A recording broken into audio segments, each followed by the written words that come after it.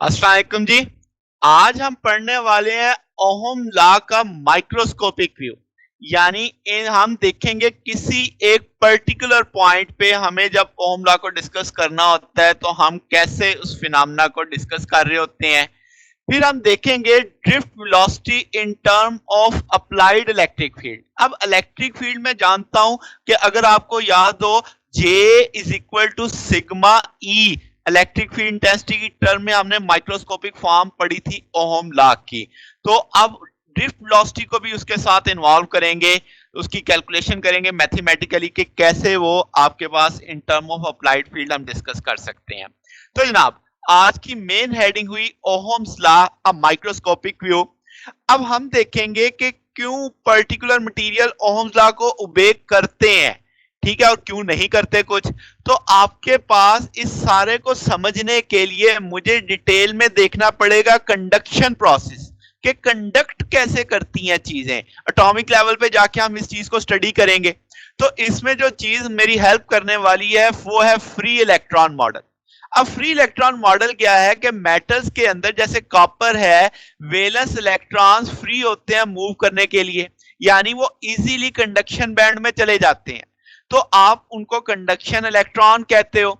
ये जो free electron है जो अपने एटम से डिटैच हो चुके हैं, इनकी मदद से ओहम लॉ को समझना मेरे लिए आसान है। ठीक होगी बात, क्योंकि बैटरी जब पुश करेगी, चार्जेस को एनर्जी देगी तो वो मूव करेंगे। तो हमें समझ आनी चाहिए कौन से फ्री चार्जेस अवेलेबल होते हैं। ठीक होगी बात।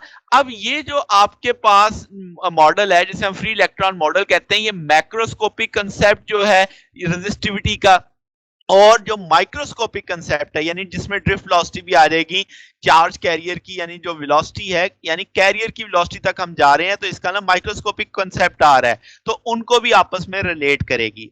तो आपके पास जो इससे पहले हमने कंसेप्ट पढ़ा वो क्या है, क्लासिकल मैक्सवेलियन वेलोसिटी क्या है, कि जब ये फ्री इलेक्ट्रॉन मॉडल हम देखते हैं तो ये इलेक्ट्रॉन एक एवरेज वेलोसिटी के साथ मूव कर रहे होते हैं। जैसे कॉपर में इनकी स्पीड है 1.6 10 पर 6 मीटर पर सेकेंड। अगर आपने बैटरी ना लगाई हो तो ये रैंडमली मूव करेंगे। हम मानते हैं जितने लेफ्ट से राइट जाते हैं उतने राइट से लेफ्ट जा रहे होते हैं। तो आपके पास ये बिल्कुल ऐसे मूव कर रहे होते हैं जैसे गैस के मॉलिक्यूल्स कंटेनर में मूव कर रहे होते हैं। तो ये आपस में भी कोलाइड हो सकते हैं। जो आपके पास आयनिक कोर है लेटेस्ट की, उसके साथ भी कोलाइड करते हैं, और टक्कर खाने के बाद अपनी सिमत को क्या कर लेते हैं, चेंज कर लेते हैं। मगर हमें तो ओहम लॉ पढ़ना है ना भाई, जिसमें बैटरी इन्वॉल्व हो।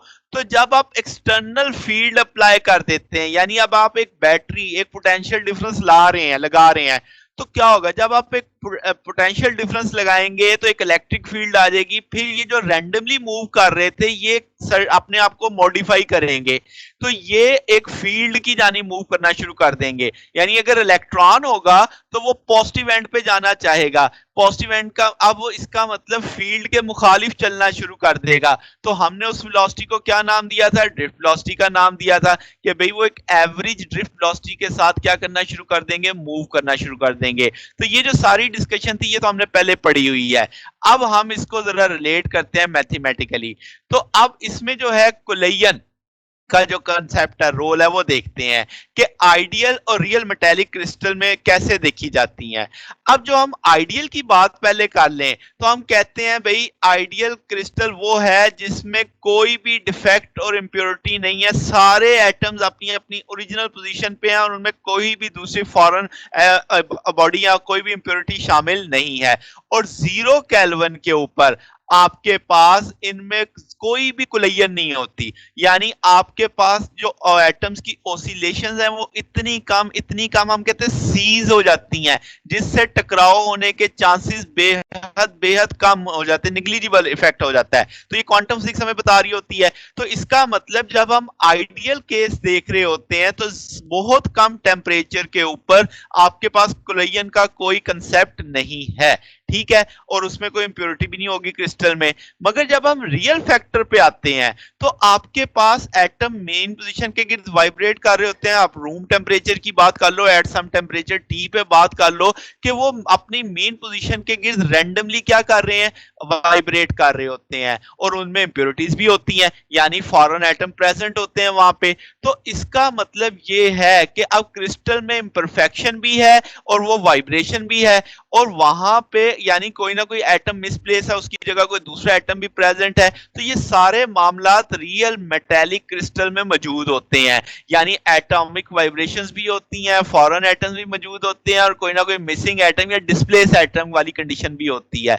अब इस वजह से अगर हम कहें ये सारी चीजें अब आपके पास किसकी जानिब ले जाएंगी, रेजिस्टिविटी, जो रुकावट आएगी, चार्जेस को गुजरने में जो मुश्किल आएगी। तो अगर आप सोचो कि इन तीन बातों को ज़हन में रखते हुए रेजिस्टिविटी कैसे बढ़ाई जा सकती है, तो अगर आप टेम्परेचर बढ़ाओगे तो उनकी मेन पोजीशन के गिर्द वाइब्रेशन और ज्यादा हो जाएगी, टक्कर होने के चांसेस और ज्यादा हो जाएंगे, गुजरना मुश्किल हो जाएगा। तो ये कंसेप्ट आ गया कि अगर आप टेम्परेचर बढ़ाते हो तो इसका मतलब कोलिजन के चांसेस बढ़ जाते हैं। फिर आप जितनी जितनी इंप्योरिटीज ऐड करते जाओगे तो इसका मतलब वो जो स्ट्रक्चर है वो आपके पास ऑर्गेनाइज एक पैटर्न पे नहीं होगा, कहीं पे बॉन्ड कैसा होगा, कहीं पे बॉन्ड कैसा होगा, तब भी उनके जो पैसेज होगा उसके गुजरने के लिए मुश्किल होगी। यानी जितनी इंप्योरिटीज ऐड करोगे तो स्ट्रक्चर में डिफॉर्मेशन आती जाएगी, और स्ट्रेनिंग इट सीवियरली, यानी अगर आप उस पर कोई खींचते हो जितना उसे, तो एटम ज्यादा डिस्प्लेस हो जाएंगे, जिससे फिर अगेन उनके लिए पाथ उनका डिस्टर्ब हो जाएगा जो फ्री कैरियर मूव करने वाले हैं। तो ये तीन मेथड अब आपको समझ आ रहे हैं, जो आगे हम प्रूफ भी करेंगे मैथमेटिकली कि आया इनका कोई रोल है जिसकी मदद से रेजिस्टिविटी बढ़ाई जा सकती है। ठीक है जनाब। तो जनाब अब हमने क्या हेडिंग है मेरे पास, drift velocity in term of applied electric field मुझे सोचनी है। तो अब आप क्या कर चुके थे, बैटरी लगा ली थी आपने, बैटरी लगाने से F is equal to q E का टूल पढ़ा हुआ है आपने।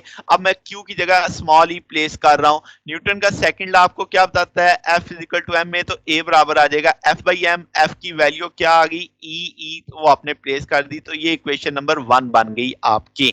ये आपने अब तक क्या किया, इलेक्ट्रिक फील्ड की लगाई, इलेक्ट्रिक फील्ड की फोर्स की वैल्यू आपने न्यूटन के सेकंड लॉ में प्लेस कर दी। ठीक होगी बात। अब आप यहां से अगर हम कहें जो टा है वो मीन टाइम है ड्यूरिंग द टू कोलिजन, यानी दो कोलिजन के दरमियान में जो वक्फा आता है दैट इज रिप्रेजेंटेड बाय टा। तो अब यहां से अगर हम कहें वी डी बराबर है ए टा के, ए फॉर एक्सेलरेशन, टा फॉर द टाइम इंटरवल।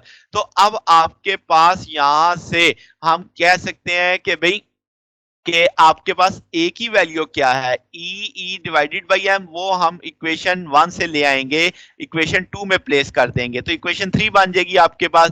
ए की जगह क्या प्लेस कर दिया, ई बाई एम, तो ए की जगह हमने ई बाई एम प्लेस कर दिया। ई यहाँ पे चार्ज है, कैपिटल ई इलेक्ट्रिक फील्ड है, एम फॉर मैस है। अब हम ड्रिफ्ट वेलोसिटी का टूल पढ़ चुके हैं, वी डी बराबर जे ओवर एन ई, जे यहाँ पे करंट डेंसिटी है, वो अब आप वैल्यू प्लेस कर दोगे यहाँ पे, तो वी डी की जगह जे ओवर एन ही आ जाएगा। अगर आप क्रॉस कर देते हैं, ये दोनों फैक्टर दूसरी तरफ ले जाते हैं, तो जे बराबर आ जाएगा n e square E divided by m into tau. अब यहां से अगर आप जे और ई का ताल्लुक देखना चाहते हो तो क्या करो कि ई को इधर ही छोड़ दो, बाकी सारे फैक्टर उठा के दूसरी तरफ ले जाओ, तो आप लिख सकते हो कि ई बराबर आ जाएगा M E square N T J, यानी यहां पे एम क्या है, mass, E charge, N number, tau is the time interval between two collision. तो ये सारी चीज अगर देखा जाए, अगर मैं कहूं कि आपके पास एम कांस्टेंट है, चार्ज कांस्टेंट है, एन कांस्टेंट है, तो ये मीन टाइम है, ये भी कांस्टेंट होगा, तो ये सारी चीजें कांस्टेंट हैं, तो ये रिप्रेजेंट करेगा रेजिस्टिविटी को। तो अब जरा देखो रेजिस्टिविटी किस किस चीज पे डिपेंड कर रही है आपके पास एम पे, उनकी तादाद पे, उनके चार्ज पे और टाइम पे आपके पास। तो आपके पास इसका मतलब ये हुआ कि आप रेजिस्टिविटी को एम ओवर ई स्क्वायर एन टी से रिप्रेजेंट कर सकते हो। अब करंट डेंसिटी की अगर हम बात करें तो जे को इधर ही रखो, रो दूसरी तरफ जाके डिवाइड हो जाएगा, तो 1 ओवर रो हम कह लें ये कांस्टेंट है, तो इसका मतलब current density is proportional to electric field, that is the Ohm law, microscopic form of Ohm law, जिसमें 1/ρ को हमने कांस्टेंट माना है। ठीक है, तो ये प्रोपोर्शनल है ई के। तो ये जनाब अब आपने माइक्रोस्कोपिक व्यू देखा किसका, ओहम लॉ का।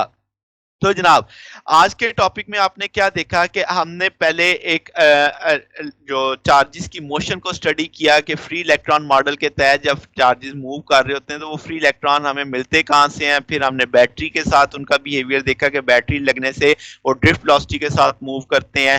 फिर मैंने क्या देखा कि मैंने एक फार्मूला बनाना शुरू किया, ड्रिफ्ट वेलोसिटी और इलेक्ट्रिक फील्ड का ताल्लुक देखा। मैंने अप्लाइड इलेक्ट्रिक फील्ड से वहां से मैंने एक फोर्स निकाली, फोर्स को मैंने एक्सेलरेशन वहां से वेलोसिटी के टूल में डाला। फिर मैंने ड्रिफ्ट वेलोसिटी की वैल्यू लेके ड्रिफ्ट वेलोसिटी और इलेक्ट्रिक फील्ड का बाहमी ताल्लुक बनाया। वहां से मुझे रेजिस्टिविटी का पता चला कि असल में रेजिस्टिविटी m/e² nt पे डिपेंड करती है। ठीक हो गया, तो ये हमारा कंसेप्ट था जनाब। अगर आपको इसमें कोई बात पूछनी हो, कोई चीज समझ ना आई हो तो नीचे कमेंट्स में पूछ सकते हैं। वीडियो अच्छी लगी हो तो वीडियो को लाइक कीजिएगा, दोस्तों के साथ शेयर कीजिएगा, चैनल को भी सब्सक्राइब कर दीजिएगा। आज तक के लिए इतना ही, बाकी इंशाल्लाह फिर नेक्स्ट देखेंगे। ओके, अल्लाह हाफिज।